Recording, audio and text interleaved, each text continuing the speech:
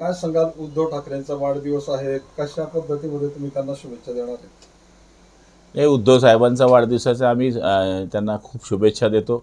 बाळासाहेबांनी जे विचार आम्हाला आणि त्यांना सांगितले आहेत त्या विचारावर त्यांनी पुढच्या काळामध्ये काम करावं अशी जनतेची इच्छा आहे आणि मला तरी असं वाटतं ते करतील आणि त्या निमित्तानं त्यांना भावी आयुष्याच्या मी खूप शुभेच्छा देतो. मंगल प्रभात लोढा उद्या धन्यवाद मोदीजी कार्यक्रम आयोजित करतायत, जो काही आता विद्यार्थ्यांचा आंदोलनाच्या संदर्भात जो निर्णय घेतला त्या संदर्भात, याकडे तुम्ही कसं बघताय?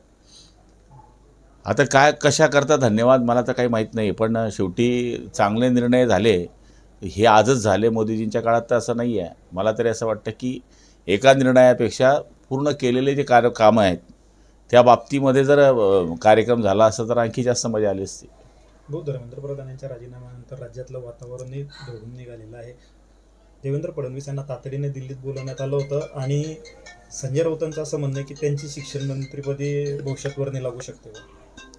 ते त्यांना माहीत असेल, कारण की संजय राऊत म्हणजे हे गुप्त वार्ता हेरचे अधिकारी आहे, तर त्यामुळे त्यांना बाकी गोष्टी कळत असतात.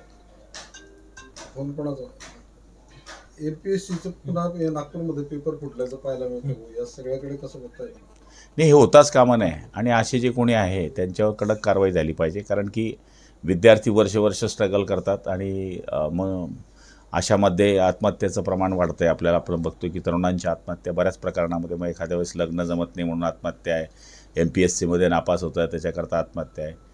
त्यामुळे मला तरी असं वाटतं की याच्यावर सरकारने आमच्या सकट बारकाईने लक्ष दिलं पाहिजे. पेपर फुटी संदर्भात केंद्र सरकार आता मोठा कायदा आणण्याच्या विचारामध्ये चांगली गोष्ट आहे, कायदा आणलाच पाहिजे, कारण की हे जीवन मरणाचा विषय आहे, त्याच्या जीवनाचा विषय आहे. तो एवढं त्याचे आईवडील त्याला लहानचं मोठं करतात, पोटाचा चिमटा घेऊन शिकवतात. ज्यावेळेस त्याला काही होण्याची वेळ येते त्यावेळेस अशा घटना घडतात, त्या घडता कामा नये. अंधभक्तांच्या विरोधात देशभक्त जिंकल्याचं उद्धव ठाकरे म्हणत आहेत. ते आता शेवटी ही तरुणाई यांचा न्याय मिळाला पाहिजे याच्याकरता सरकारने काम केलेलं आहे. याच्यामध्ये देशभक्त जिंकला आणि देशभक्त हारला हे म्हणण्यात काही अर्थ नाही आहे. शेवटी ज्या तरुणांची मागणी रास्त होती ती मागणी सरकारने मान्य केली, त्याच्यामध्ये सरकारचं धन्यवाद मानण्यापेक्षा सरकारवर बोलणं मला वाटतं हे उचित नाही आहे.